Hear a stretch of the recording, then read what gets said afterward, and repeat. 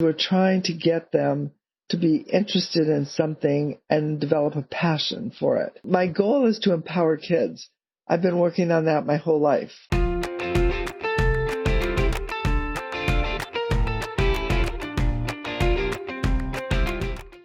Hi, everyone. It's Kara Goldin from The Kara Goldin Show, and I am so thrilled to have my next guest here, a friend and super, super inspiring, wonderful human being, Esther Wojcicki. And I'll tell you a little bit about Esther in case you've been hiding under a rock and are not familiar with who she is, because she is just a total Wonder Woman rock star, however you want to refer to Esther as. But she is, actually, she'll talk a little bit more about this, but up until recently, she was the incredible teacher at Palo Alto High School that I've met many of her former students, but she was also the founder of Palo Alto High School Media Arts Program. And we'll talk probably a little bit more about that. But today, she is the co-founder of TractLearning and is really changing education for the better. Not that she hasn't been working on that for years, but she now has a company that is focused on that. So really, really exciting. And a little bit more about Esther, too, is that she is the godmother of Silicon Valley. So enough about these godfathers, and she is the godmother of Silicon Valley. And she is also an author, a fellow author, I should say, as I like to call it, of How to Raise Successful People. And I got this book a little while ago from Esther, a signed copy I'm lucky enough to have at TED. And we've enjoyed a few moments there as well. And very, very thrilled to have you here, Esther. Well, I am thrilled to be part of this show. I cannot tell you, because it is, I've watched them and I think they're great. Your Kara Goldin shows, honestly, they're fantastic on podcasts. And I love the people that you have. And of course, I love your book, Undaunted. And I even wear your t-shirt. I just want you to know. Oh, I love that. Thank you so much. Well, it's for undaunted people like you. So I love hearing that. So Esther, take me back. So what was little Esther like? Oh, little Esther. So first of all, I was the only child until I was 5. And then I had a brother, and then I had another brother. So by the time I was 9, I had 2 brothers. And my parents didn't have a lot of support or help or anything, so they pretty much left me on my own. And I just remember some of the things I did, like I would walk to school by myself. I mean, pretty long distance, about a mile for, a 5-year-old. Wow. So, but that was the way it was. I lived in the San Fernando Valley in Los Angeles area. And, it was quite rural at the time. I would just walk on dirt streets. There weren't a lot of cars. So, thinking back on that, I felt pretty self-confident. And I think just doing that made me feel like I could do anything. And I pretty much could. I could get around the neighborhood myself. I have to thank my mother and father for doing that. Of course, they probably thought that they shouldn't have done that and they should have taken me there. But back in those days, that's what you did. I was not an outstanding student in elementary school. I was just a regular kid. I had to actually learn English first. So, I spoke English sort of because my parents were Russian. So I spoke a combination language more than anything else. So first generation, born in the United States, right? My parents didn't know much of anything about anything. And it was kind of the wild frontier in Los Angeles. It was kind of exciting back then. Of course, now it's all built up, but it was really fun at that time. So you continued in school, you learned English and continued in school in Los Angeles. And then did you always want to be a teacher, or did you take a detour before actually teaching? Yeah, no, I didn't always want to be a teacher. I wanted to be a journalist. that was my goal. And I started working as a journalist for the local newspaper at 14 years of age. And at that time, I wasn't really writing much of anything. I was kind of the girl Friday. I did everything that they didn't want to do. And then they thought to themselves, well, she can write and she'll save us a lot of time and a lot of work. So they trained me to do a lot of things. They trained me, first of all, to go to the board meetings, the city council meetings. No one ever wanted to go. And so I was there doing that. And then I also went to sporting events because they didn't want to do that either for the high school. So I learned how to be a journalist thanks to them. And that was my first goal, be a journalist. But then I ran into a few obstacles. Turns out that in the 1970s and 80s, actually the 60s, women were not in journalism. It was an all-man's profession. Did you know that? I did know that, but I love hearing the story. Yeah, so what I did is I ended up majoring in journalism, got as a graduate student, got a graduate degree in journalism from University of California, Berkeley. And then I couldn't get into the press clubs in San Francisco because they didn't take women. I was just like, sorry, can't do it. Wow. And the only thing that I was really encouraged to write was for the women's section. They wanted more writers for the women's section. And you know what that was? It's kind of crazy. Articles about food, housekeeping, taking care of kids. Dear Abby column belonged to the women's section. So the newspaper was always divided. There were 4 sections. Was the news section, opinion section, sports section, and women's section. And women were expected to read only the women's section. Can you believe that? And I did not want to write for the women's section. I wanted to write news. And that was kind of like not allowed at that time. Had to break in. So how did you get around that? How did you end up doing what you wanted to do? Well, it turned out that smaller newspapers couldn't be as fussy. Smaller newspapers were willing to take people, to write for the news. So the Berkeley Daily Gazette, for example, was a smaller newspaper, so I could work for them. And there were other local newspapers like that I could work for. But after my daughters were born, I wanted to write for the local newspaper, which is the Palo Alto Times-Tribune, but they didn't really have a job for me. They just, again, wanted more women's section. So I said, well, I'm going to teach journalism. Okay, guys, I can't write for the paper because I'm a woman. Well, I can teach journalism. No problem with that. So that's how I ended up becoming a journalism teacher. Oh, that's why. So were you always at Palo Alto? That was where you started? No, I started actually at a school in San Leandro that no longer exists called Pacific High School. And I did the yearbook there. And then that was just 1 year. Then after that, I went to a school called San Carlos High School, also no longer there. I don't know what's going on with some of these schools, but that school no longer exists. And then the third school I went to was Palo Alto High School, but I think I'd only been teaching for maybe 4 years by the time I went to Palo Alto High School. And I ended up being a teacher of English and journalism, and I think it was social studies also at the same time. I did 3 things. And when did you founded the Palo Alto High School Media Arts Program. How did that come about? Well, in 1984, when I started in Palo Alto High School Media Arts, or Palo Alto High School Journalism, the program was just really small. It was 20 kids. And it just published a very tiny little newspaper, 6 to 8 pages at most. And I decided that the methodology they were using to teach just was not engaging. Kids weren't learning.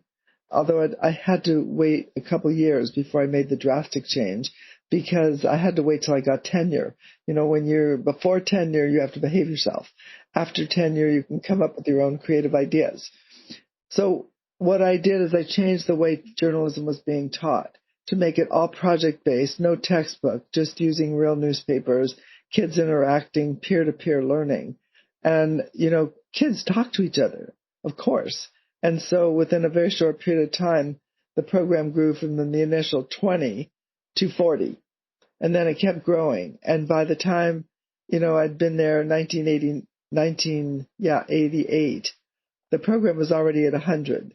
And the administration was like, what's going on here? We can't have one teacher and 100 kids. It's just a little overwhelming. And so that's when the program started to develop. I actually started a magazine called Verde and moved kids into that program, then started online web program, websites. And boy, that was really hard to start because you can't believe it. The administration, they didn't want us to write about students, and you couldn't put their picture in there and you couldn't put their full name. You could write stories, but everybody was paranoid about it. So they actually had me take the whole thing down after I'd built it. So I had to take it down and then build it up again. And, of course, today it's fine. But that was the initial thing. They were just kind of terrified. And so the online program came, and then actually today there's 10 magazines. And wow. So, and there's about between 700 and 800 kids taking the journalism program. It just kept growing. Every 2 years I start another program. And that's why I'm called, I'm the founder of the Media Arts program, because there was no Media Arts program until I started doing that. I love it. Well, I bet I see this thread as you're describing this too, that you were learning as well, right? You were learning along the way. You didn't know how to build websites. You didn't understand, right? But you just took steps and just kept moving it forward. That is 100% true. I had no idea. I guess I've always been, if I think back to my childhood, I've always been a risk taker in one way or another. I was willing to try things, and even if they didn't work out, it was okay. And so, yes, I didn't really know exactly what I was doing, but I was willing. I've collaborated with my students, and we built things together. And it was a wild frontier, I can tell you. When I first got those first computers, I was one of the first teachers in the country to use computers in the classroom. Wow. And when I first got those computers, that was in 1987. And I remember I was audacious enough to apply for a grant to the state of California on how to use computers in the classroom. Only I didn't know how. and I won the grant. And all these computers, there were 6 or 8 of them that showed up. And then I had to tell my students, I don't know what I'm doing. Do you guys want to help? Because otherwise we wouldn't be able to do it. And boy, did they love it. It was so exciting. We didn't know. They learned how to do it at the same time I did. And they learned how to use the Macs. We got a program that was called Aldus Corporation. And turns out Aldus Corporation became, it's like PageMaker. It became, forgotten the name of the company. It's a big company that it became. But it was because of a father who was a part of the board of Aldus Corporation that we were actually able to use the computer for producing a newspaper. It's Adobe. That's right. Adobe. That's who it is. Adobe. That's right. But you know what? In between Adobe and Aldus, they were something else. And I was trying to think of something else. So I've been connected with Adobe since before it was Adobe. Well, I love your style that you're describing of teaching, though, and, being what is termed today as being vulnerable.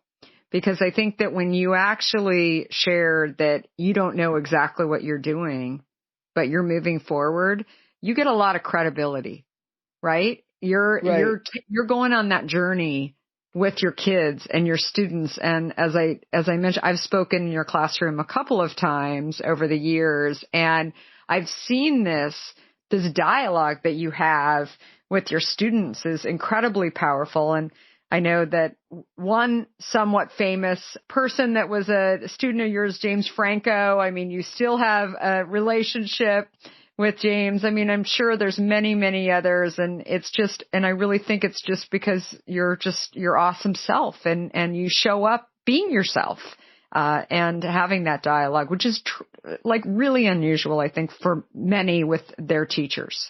I think that's true. And that's one of the things I've been trying to change is, I want teachers to realize that they don't have to know everything. Mm-hmm. Really. It is just crazy for them to think that they need to be the pinnacle of all the information in the world. And they can share, they can say, I don't understand this. Because I just remember when Snapchat came out, for example, I was like, oh my God, what is this? And I just announced to the class, I have no clue what Snapchat is and why I should ever want to use it and whatever. And I was like, who wants to teach me? And everybody wanted to teach me. They all raised their hand. I love it. And that's amazing. I mean, I think there's a lot of leadership lessons in there too, Esther, where it's something that I often talk about in my own organization is in one of the chapters in the book, I talk about this too, that a manager inside of our organization, when he was trying to hire somebody, I said, what do they know that you don't know? And he said, nothing. They're just going to be doing work. And I said, well, that's not going to be very exciting for you, is it? And he said, I don't know where you're going with this. Why would I hire somebody who knows more than I do? And I said, see, that's the problem. That is the total problem. Right? If you stop, because that's the thing, that's why you smile, right? Because you're learning from these people. Right. It's not you against them and you're here to teach everything. You've got to have a dialogue. Right. No, that's huge. And so that's exactly what I've always done. And that's what I'm trying to encourage teachers to do, because right now kids have access to the whole web. They've got access to, Google and YouTube, and they can find information out on their own. The main skill that I have always used was teaching them how to search intelligently. Mm-hmm. And one of my good friends wrote a book called The Joy of Search. And I just think it's a great book for all kids. Yeah. And I've used the lessons in that book. His name is Dan Russell. And he has a lot of great lessons, and it's great for teachers to use that so that actually they can expect their students to come up with ideas about whatever it is they're teaching that makes the lesson much more engaging and exciting. And that's what I've always done. And I was like, those kids, they know a lot, and they're incredible. I love that. So you started a company. You've retired now from Palo Alto High School, but you've started a company, I'm sure, bringing in a lot of the things that you've been thinking about over the years and the lessons you've learned. It's called TractLearning. Can you talk to us a little bit about it? Yes. So TractLearning is for people to access it. They just go tract.app, tract.app. TRACT.app. And it is by kids. It's the first and actually only online platform where we have teenagers teaching preteens. So it's collaborative. I'm trying to bring to the web the model that I used in my classroom, because there's no one more influential in a kid's life than another kid that's just a little bit older. And so this is teenagers creating learning paths for kids 8 to 14. So the users are 8 to 14, but we're looking for creators, teenagers who want to be creators of learning for younger kids. And we've started a creator academy where we actually teach kids how to create videos that they can put on Tract, but they can also share them on other websites as well, YouTube if they want. The idea is creating learning about what they're passionate about. And it can be climate, it can be anything, poverty, or it can be gaming, it can be dancing. Whatever they are interested in, they can share it on Tract. And then we have an educational component. So we make sure that it's educational and that it teaches what I call the 4 C's. It's communication, creativity, critical thinking, and collaboration. Those are the 4 C's. And I actually added a 5th C on my own just recently. It's called compassion. Compassion. In this world today, we all need compassion because it's been a rather troubling world for the last year or even longer. I totally agree. I think a lot about Gen Z and many of these, kids that you've been teaching coming out into the world, starting in the workforce. They're participating, right? Classrooms have changed significantly over the last 10 years in particular, where no longer when I went to school, it was lectures, right? You were having a professor up there and you were just lectured to. Today, you have to participate. And, whether it's a private school, a public school, you do. And most of these classes. And so these kids are coming into the workforce and they want to participate. They want to have an interactive dialogue. They don't want to be told what to do. They want to actually bring their own learnings. And so what are your thoughts on kind of education today and how will that change in the future as well? Well, I think education's been totally disrupted. And so my theory is, or my philosophy is, never let a good crisis go to waste. And what can we do now that we have this crisis to improve the model that we had before? And the best thing I think we can do is incorporate technology effectively, because technology, that's how we've survived this pandemic. We're all using Zoom, but Zoom is too much. 7 hours a day of Zoom or 5 hours a day of Zoom, depending on your child, that's too much. But that doesn't mean that we should not use it at all. And in the past, we didn't use it at all. So can we have what I wrote this book in 2015 called Moonshots in Education, launching blended learning in awesome, classroom. By the way. Awesome. Excellent. And the blend is a blend of technology and in-class lectures. And so I'm hoping in the fall, when we all go back to school, that there can be some of the training that we're doing, some of the education can be online. And so it gives kids an opportunity to be independent learners and to share with their peers, as opposed to putting the total responsibility on the teacher. That's my goal. And that's what Tract fits into, is what I call 20% time. So for 20% of the time, schools should allot an opportunity for kids to learn what they are interested in. And Tract gives kids an opportunity to learn what they are interested in. And we've launched it this spring already. We're giving all teachers free access to Tract. All teachers. So individual teachers can apply. They just go to teach.tract.app and then they get free access. And as I said, my goal really is to help teachers. I absolutely love that. And so just as an example, what is one of the things that you've seen on there that you think would be great for teachers to grab? Well, so let me just tell you what it is I've always talked about 20% time. I have a nonprofit called globalmoonshots.org. And in that was like, in 20% of the time, give kids an opportunity to do what they think is important. And I always got these questions from teachers is like, well, can you send me the lesson plans for 20% time? I was like, hey, they get to do what they want. There are no lesson plans. And so I built Tract in a way that fits into that 20% time so teachers can actually see what the kids are doing. They can see it. But the kids get to interact independently with other kids, and they get to learn things like, for example, we have a little bit, they're crazy because, of course, they've been created by teenagers. One of the examples is how to grow a 1-ton pumpkin.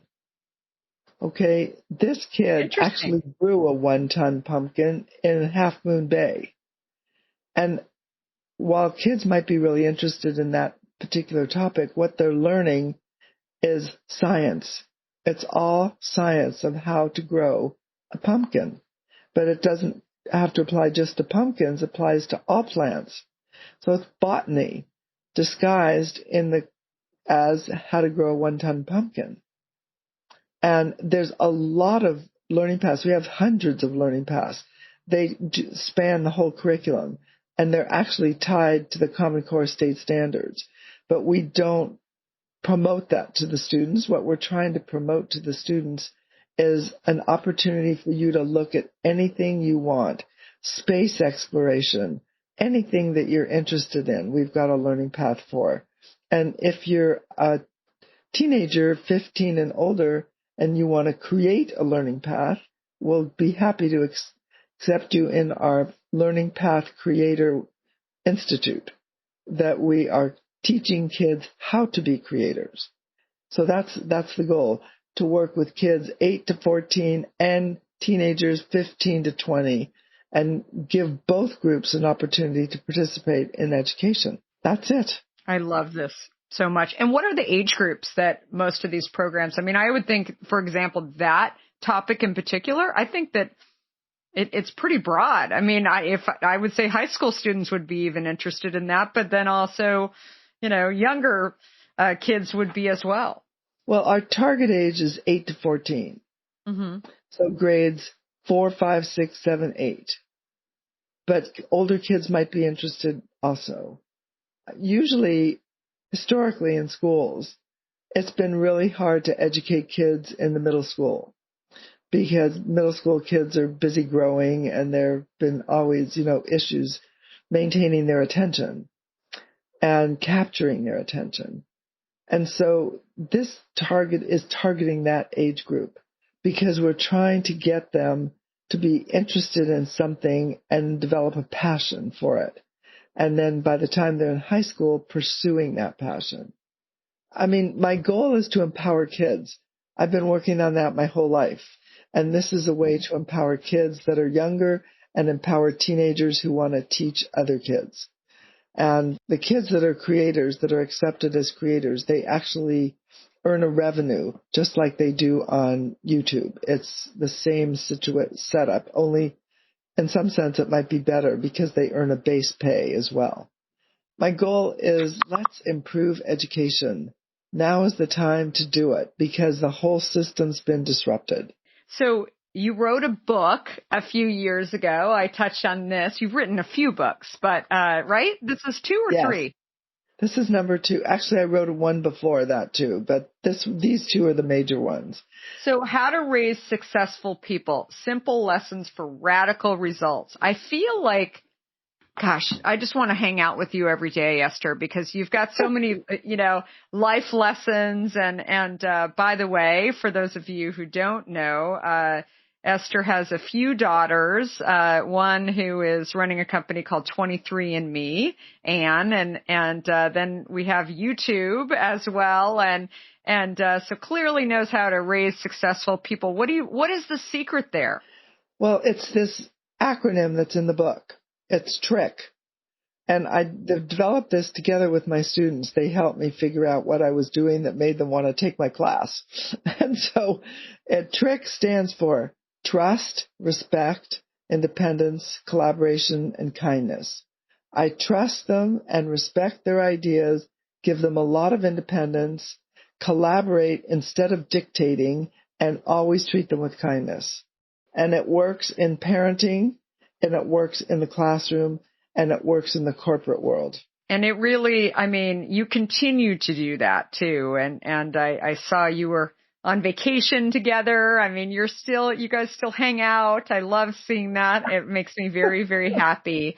And certainly, they have so much to learn from you. You learn from them. Obviously, your daughter from YouTube. I mean, you've learned probably quite a bit, certainly more than I know about YouTube. And maybe that helped you to think about, how do I do something that is actually going to tie in what I love doing, education, and create a company out of that. That's right. Also, one other little tidbit that I should mention that is really interesting. The CEO of Tract.app, TractLearning, is my former student. Oh, that's terrific. I did not know that. I met him when he was 14 years old. Oh my gosh. And today he's 32. So I've known him for half his life. That's great. And I think that you are setting the stage, obviously, for people to, go and do great big things, but also continue learning, right? That's a really powerful thing, to think that somebody's choosing a career that is not closed-ended, that is open-ended, is all about learning. I mean, that's a really powerful thing. Well, I think that ed tech today is the number one exploding investment area at the moment. You know, more people are investing because they see the promise of technology in education. Mm-hmm. And so I would like to just encourage more people to be involved. And like I said, more teachers to be involved, more parents to be involved. We have free access for parents too, which I didn't mention. And they just type in the code word, which is the first three letters of my name, WOJ, Woj, which is the nickname my students have all called me for years. So it's just, you type in Woj and you get free access to the app as well. And so, yeah, there's another opportunity for everybody to be involved. I can tell you, I've tried it out on a lot of kids and it works. That's why I'm so passionate about it. You know, I'm telling you, there's nothing that is as effective as treating kids with trust, respect, and kindness. You know? I love it. I totally agree. Super good. Sure. Coming from a parent myself. Kids yourself. Don't you have four kids? Yeah, 4. So, and they're all really successful. So you must have done something right. Well, they're working on it. They still challenge me. I learn from them every single day. So it's, when I didn't learn, well, I know how to do Snapchat, but mine was, at the beginning of the pandemic, I wanted to know about this TikTok thing. And so I went on TikTok and, I've got a little following on TikTok now, and it's pretty, I'm not dancing. Don't worry. I'm actually, what's fascinating for me about TikTok is that I've taken a lot of my talks that I've done about entrepreneurism, and I started recording those talks. And then on TikTok? On my own. And then I shortened them into little clips, and I brought them over to TikTok. You'll have to check it out. And there's and we shortened them down to little lessons along the way. And so I'm hearing from so many people who they knew about Hint. Most of them did. Some of them didn't. But then also to see that the founder of a company that they love and a product that they love is a real person, that I am being vulnerable about the fact that I didn't know what I was doing. I just walked into Whole Foods and tried to get a product on the shelf, right? So then they're sharing it, and it's become this organic thing, right? Where people are, so I've got this audience on TikTok that is typically younger than the rest of the platforms that I'm on, that all they want to know about entrepreneurism. They want to understand how do you parent and also go run a company? All of these things that, again, some of your kids in your class asked me about, but I couldn't bring it. And again, it has to be short clips and, but you can see on TikTok what I've done. And I mean, I could imagine you would do the same. I mean, a lot of the things that you talk about that, I really think that's a great idea. That is a great idea right here on your show. This is a fantastic idea. I will try it. But I'm also going to go on your TikTok channel and I'm going to check it out. And what really annoys my children and will probably annoy yours and your grandkids too is that I get on the FYP front, the front page a lot. And, and so the first time that happened, my kids were like, what? Like, how is she getting do that? this promotion? And so then my kids finally figured out that I was a cool boomer. And I said, by the way, I'm not a boomer, but okay, I know you're making fun cool. Right. And then so now their friends are saying, oh, your mom is on the front page. And I mean, they're just laughing. And I mean, I said, you can laugh all you want, but you're not on the front page. I'm on the front page. So I know. God, that's so great. I love it. You have to check it out, Esther. A lot of your content is, so again, I have no idea what I'm doing. I'm learning as I go. I'm meeting new people along the way as well. And I'm just having fun. Right. And I feel like maybe I'm inspiring some people along the way to know that you don't have to have all the answers. You don't have to be perfect. You need to just get out there and go try. And I think the vulnerability, which is what I touched on with you, is something that I'm hearing over and over again is not, we don't teach that in school, that instead it's like, go for so many years. And I just tell you what it's like in school. It's just the opposite of vulnerability. School is all based around fear. Fear that you're going to get a bad grade, afraid to talk to the teacher, afraid that your friends will make fun of you, afraid that you aren't doing things right, afraid that's all fear. And so that works totally against creativity and being able to come up with new ideas. Kids are afraid to do anything. They're afraid that they won't get into the college of their choice if they do things, that are creative. And I think we need to stop that. That's, again, part of my motivation for Tract. Yeah, I just love your hint water. I'm sorry to put this little plug in here, but I'm not kidding. I love everything about it, and we drink it all the time. That's so nice. Well, anyway, I think we're going to see a new person on TikTok, I think, very soon. Esther is going to, I think she's going to get up there because you have so much wisdom, and, I think it really just proves that it's not building a business on TikTok or YouTube. I'm sure, as your other daughter would talk about, it's not just one size fits all. There's all different content on there for different audiences. And, anyway, more than anything, I'm just having a lot of fun. So, well, this has been amazing, Esther. So thrilled that you were able to come on and join me. Where can people find out more about you and your company and connect? Well, I think the best way just to go to, WOJ at .tract.app.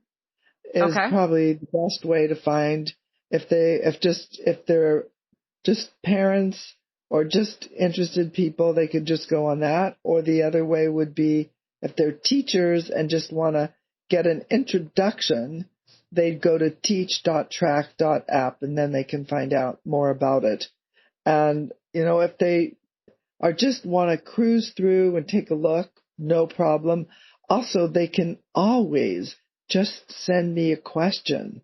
If they have any questions at all, it's Esther@tract.app, and I will answer all the questions. So I'm really, like I said, help is my number one goal. Help all the parents and teachers be more effective and help the kids be happier. I love it. Well, thank you so much, Esther. And definitely, if you haven't read How to Raise Successful People, get out and buy that book as well. And I appreciate all of you for listening. Please subscribe to the podcast and give Esther 5 stars on Apple Podcasts, Spotify, or your favorite platform. And if you have not picked up a copy of my book, too, Undaunted, Overcoming Doubts and Doubters, I hope that you will do that as well, or listen on Audible, too. And thanks, everyone. We're here every Monday and Wednesday with really inspiring guests, and I hope you guys have a great week. Thanks so much.